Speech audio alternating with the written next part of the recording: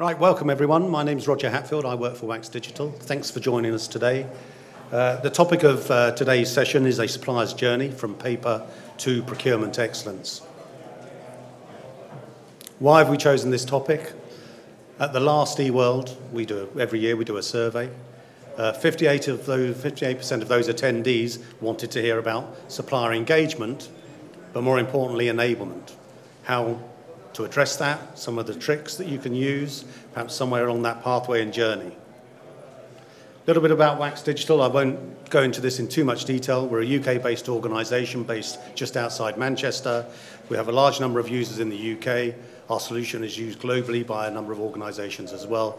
And we have about $3.5 billion dollars worth of spend going through our supplier portal platform. So we like to think that we know what we're talking about when it comes to enabling suppliers.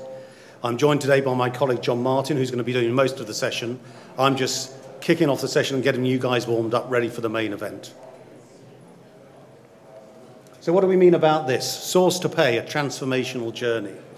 I'm sure as Company X, some of these items on there will resonate with you as you're sat there.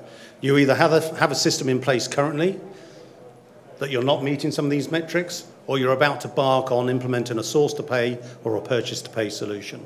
But how do you move from a paper-based organisation with inefficient processes to what we would see as procurement excellence, where, as you can see on your right-hand side, you manage to reduce that tail of suppliers. You manage to raise the purchase order rates within your organisation.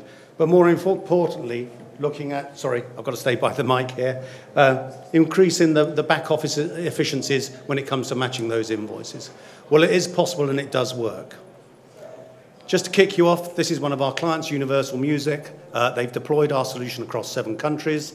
They use our Web3 portal, and it's quite complex. They have a lot of small suppliers on the system, a lot of services spend, which is typically very hard to manage within a procurement system, and they do it very, very well. They have a back office SAP system, and don't take my word for it, they've seen dramatic results from this. Their PO creation rate has gone up from 15% to 87% across quite a distributed user workforce.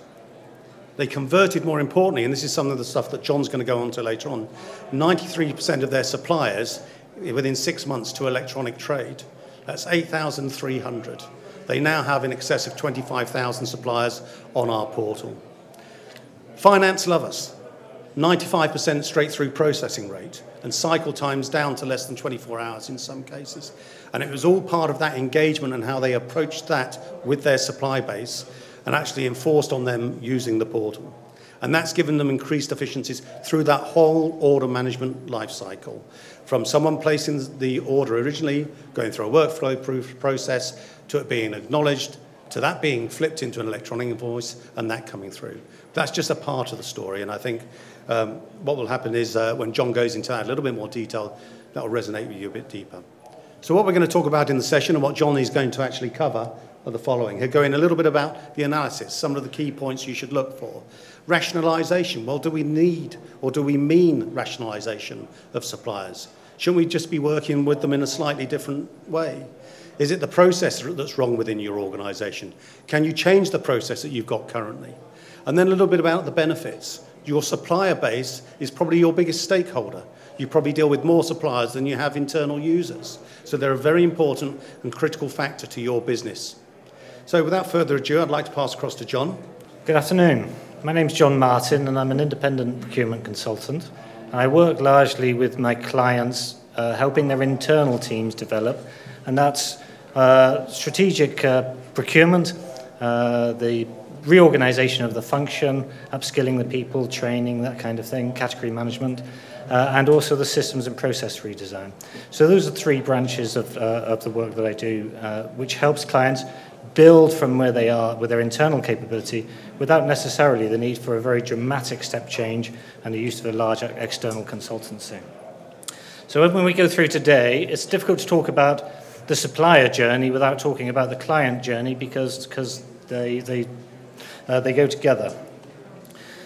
First thing to do is talk about supplier analysis. How do you analyze your supply base in order to talk about S2P or P2P or sourcing or supplier portal. It all starts with understanding what your supply base is.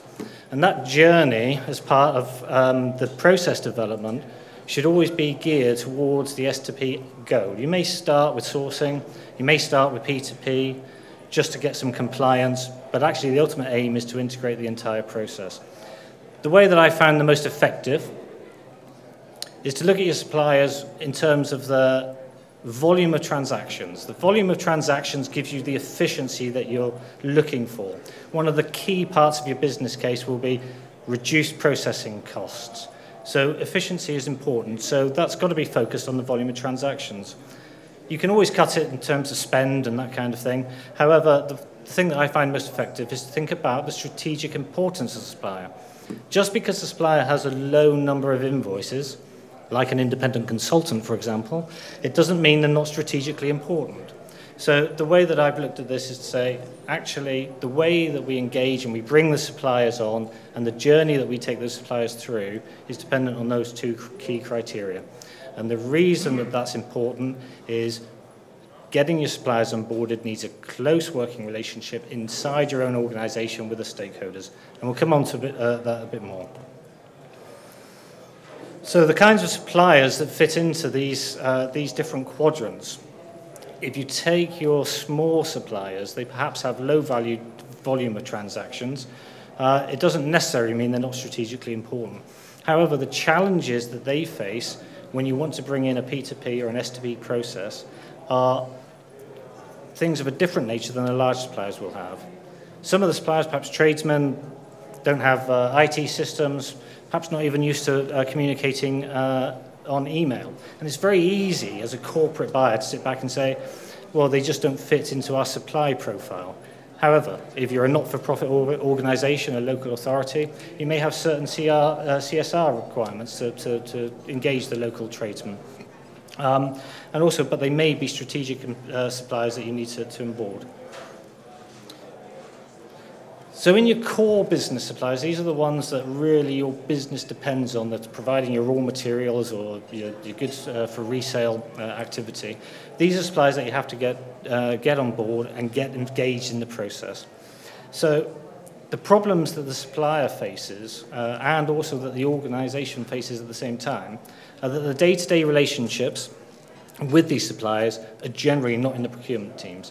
So if this is a procurement or finance-led initiative to move to P2P, you need to really engage those users that hold that day-to-day relationship.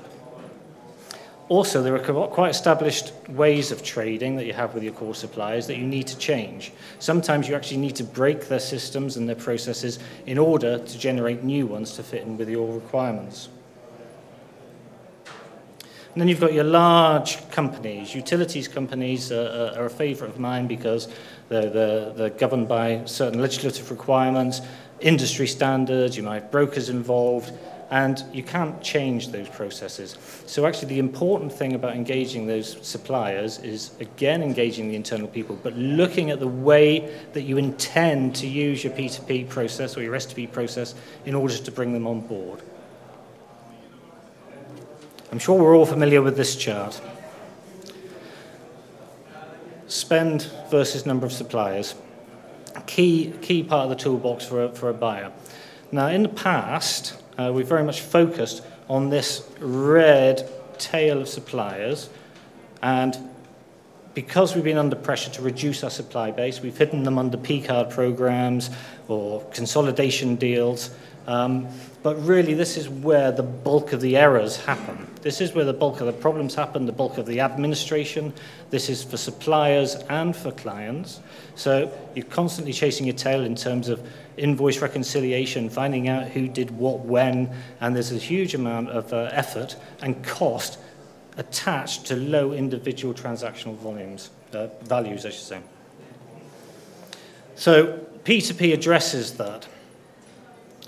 P2P makes you compliant, i.e. it drives up the rate at which, or the amount of your transactions that are covered by purchase order. P2P addresses the problem of transactional inefficiency. Moving then into Supplier Portal, and Supplier Portal is where you actually communicate purchase orders through a central place, and that's where they also can do their electronic invoicing back to you. And that really drives that efficiency. It drives efficiency for the supplier, and it drives efficiency for the client because it reduces the errors, dramatically reduces the errors. If you're using an electronic process to invoice, then the likelihood is that the error is corrected before you ever get to the point of issuing an invoice. So then you're really getting to the point that there's no manual intervention required, and that drives your efficiency. And then when we move into trading with our big suppliers, S2P addresses that. So this is where we can provide tenders, e-negotiations, fully integrated with our P2P solution. So there's a natural migration from the very start of the sourcing process right through to the invoice payment. How does this relate to the supplier journey? Well, I did a straw poll around the office I've been working in recently and asked for a definition of rationalization. And almost everybody said, make something smaller. Well, I've looked up a definition, a business definition, an Oxford English Dictionary, and it's to reorganize a process or system to make it more logical and consistent. So that brings into question, actually, this thing that buyers are often targeted, which is about reducing your supply base. And what is the point of that? Actually, when you move to S2P, the measure of the suppliers, the number of suppliers, is much less important. As long as the process is efficient and low cost, it doesn't really matter about how many is in your tail, and it's the tail that actually describes the size of the supply base. So if you're targeted with reducing your supply base, then you spend a lot of time trying to attack problems in the tail, and actually they're just transactional problems. So P2P will deal with that. And actually at the top, why would we want to reduce suppliers in a key area which is of strategic importance to our business? Actually, we want more qualified suppliers. We need less single sourcing. And so from the supplier's point of view on their journey, it's an opportunity. If you've got a supplier portal and you've got an electronic sourcing program, actually suppliers that are used to winning business 1 year, losing it the next, not hearing anything for 6 months, they can be more engaged, they can stay engaged in that process, they can see what's coming up in terms of tender, and they stay fully engaged, and it gives the client opportunities in terms of multi-sourcing. So as I say, I keep banging on about it, but actually engaging the internal stakeholders is the first point of first part of this transformation. And the reason it is, we're highlighting that today in terms of supplier journey, is when I speak to suppliers for clients, quite often the problem they face is that they're getting different messages from different parts of the organization. Some of them negative, some of them positive, but different regardless. And that can lead to ambiguity, can lead to PR issues, and all sorts of things. So it's important to engage the internal people first, so that when you start talking to your suppliers, you actually have a really well consolidated, shared vision of where you're going. And that helps the engagement, it keeps the supplier understanding that the business is very well integrated, and it avoids a lot of questions that can otherwise be raised, and it also avoids a lot of complaints that can happen. Some of the transactional relationships that we have are very complex, and we may have to accommodate some very specific types of processes. So engage the internal stakeholders, engage the suppliers. So this whole journey is around about a three-way relationship between the procurement or the finance-led P2P program, the internal stakeholder, and the supplier. And this slide really takes us through the general process that we need to do to bring the suppliers on board with us. We need to be very clear, we need to be planning very effectively, we need to be communicating very effectively, and we need to share all of the relevant information with all of the right people at the right time. And the big red bar in the middle is that communication channel, and it's also the point at which you ensure that the organization is fully on board. So this is the supplier journey. We're talking about the implementation of an electronic solution, so it's really important to start your journey with making sure that you have got an electronic means of communication, and it's worth putting some effort up in front. It's worth having an online solution for people to respond to pick up their communications, so that you can track the level of engagement from suppliers, and you can make strategic decisions on what the next steps of that engagement are. And if the suppliers are involved in a supplier portal, which is a good way of bringing this all together, then they know that they can get up-to-date information, accurate information. They know they're getting the same information as everybody else. And this chart takes us through that process, through the initial engagement, through onboarding, training, and to the point of go live. And the really important part of this slide is the supplier portal. A lot of organizations I speak to at the beginning of their transformation think that a supplier portal is an unnecessary expense. In my experience, it's an absolutely invaluable resource that will help not only keep the project on time, but help keep everybody on board. There are lots and lots of supplier benefits to P2P, and some of them are quite difficult to sell. And I won't go through them all in detail. But essentially, the theme of this is that suppliers don't always know what's going on.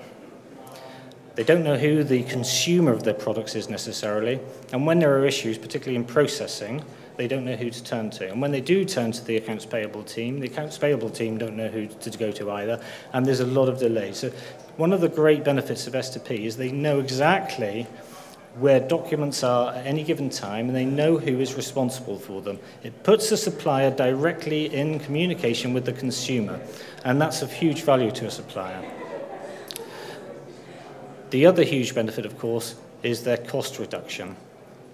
If you think invoice settlement is a problem for you, it's also a problem for the supplier. The organization I'm currently working with, about 25% of their invoices are in query at any given time. And we're just going through the transformation towards a P2P and supplier portal solution, and that will help them. You know, the amount of people and the amount of cost involved in managing 25% errors on your invoices is enormous. And the suppliers quite often have supply issues. They have to put this company on stop because they're not getting paid because they don't know what's happening. And some of these are critical raw material suppliers. So there are lots of benefits to suppliers, and it's really important right at the beginning to be highlighting those benefits to the supplier from day one, because suppliers will naturally not see this as a benefit, but as a pain in the neck. So remember this matrix that we started with, which was about how we analyze our suppliers.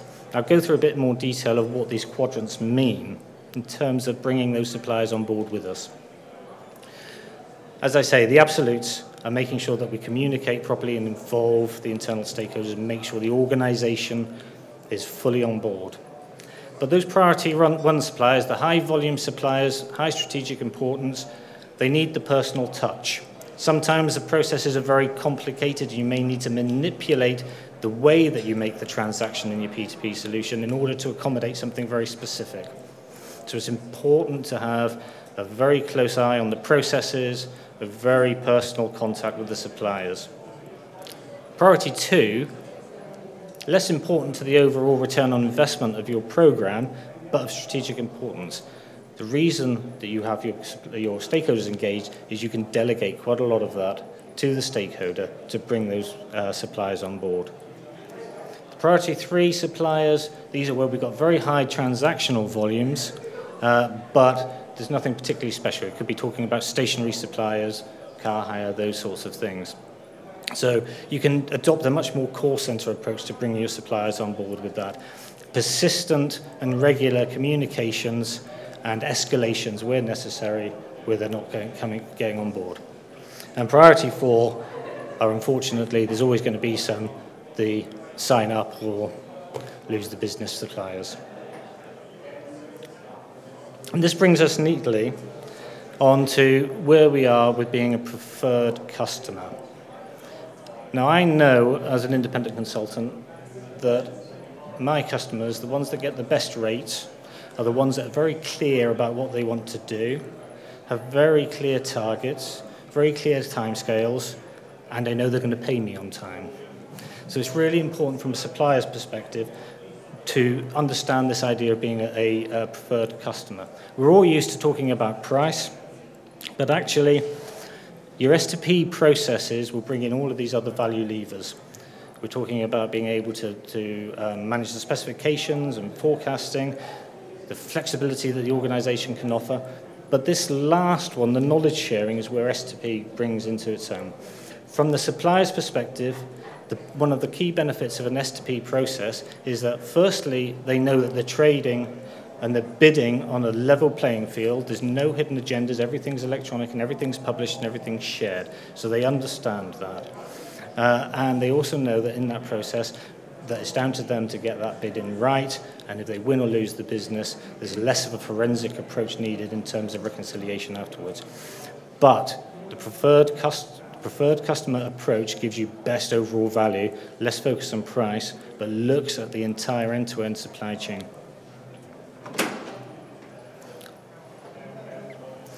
This is another case study because it's one that I was personally involved in, and in fact it was the first time that I came across Wax Digital.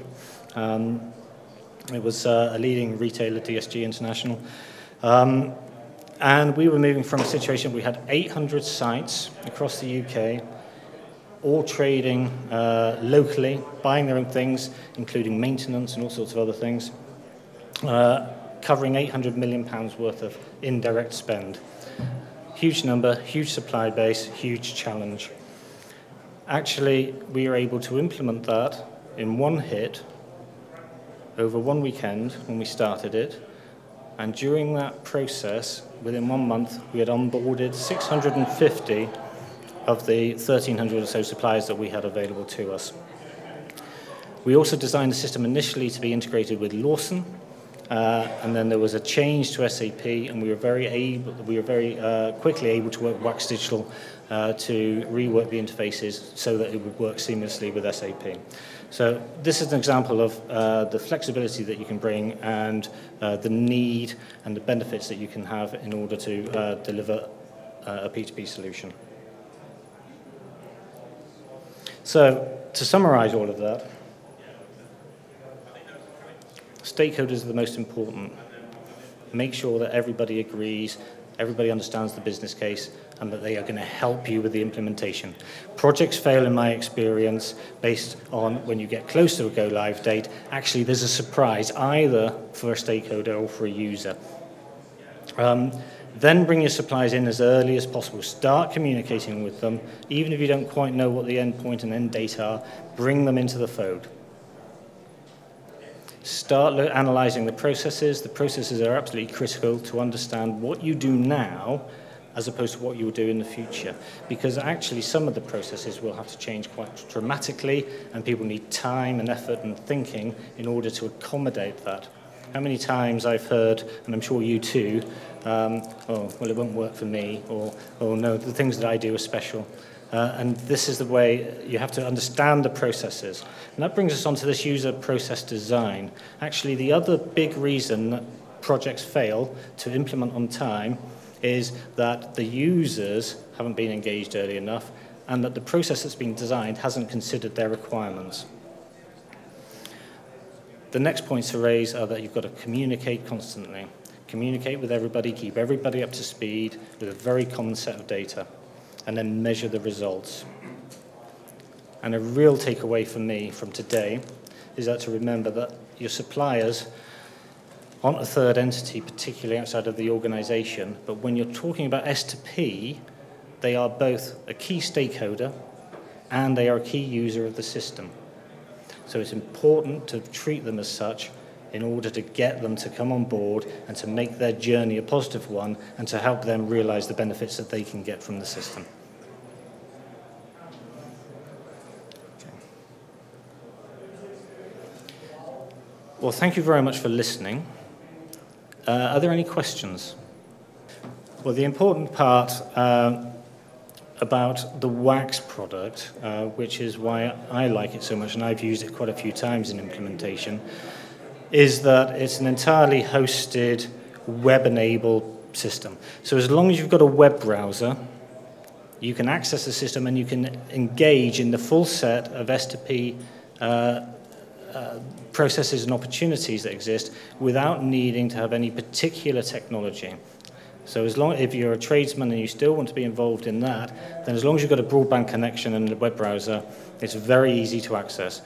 The system's very intuitive, and I often liken it, the procurement part of it, to Amazon in a way that actually most people, without any training, can work their way through the system and reach an endpoint. So from that point of view, the small suppliers, there is a requirement for any S2P system that you do have somebody with a computer or access to a web browser. Yeah, a key part, when you talk about P2P, which stops at the point of getting the purchase order to the supplier and if they're going to issue this paper invoice. So it's the kind of start point on the journey. So you get compliance in your organization to raising purchase orders by putting a purchase order system in. When you get to the supplier portal part, this is where you start getting the real transactional efficiencies, because this is where suppliers will be flipping your purchase orders or your receipts into invoices, which means that there's no opportunity for error. And actually, the design of a good S2P system is that it stops the error occurring. It eliminates the opportunity for error rather than dealing with the results of error. And most organizations are quite used these days, and some of them have quite well-honed processes about dealing with errors, whereas actually an S2P process should be geared to eliminate the error opportunity. But I've implemented the system a couple of times, and actually it's really important, the three-way match, and receipting is a really important part of it. In the system that which I'm working on at the moment, actually the supplier can only invoice against a receipt. They don't invoice against an order. So if you order, £100,000 worth of something, and they deliver £50,000 of it, you receipt that part of it, and they can only invoice what's been receipted, not what's been ordered. So you can manipulate the system for different client requirements, but certainly that three-way match is absolutely important. Actually, it's very good for local authority and not-for-profit organizations, because it does enable an easy process to manage a large number of small suppliers. Whereas a private organisation would be trying to reduce that profile, where a public organisation may not require to do so. Thank you very much. Thank you.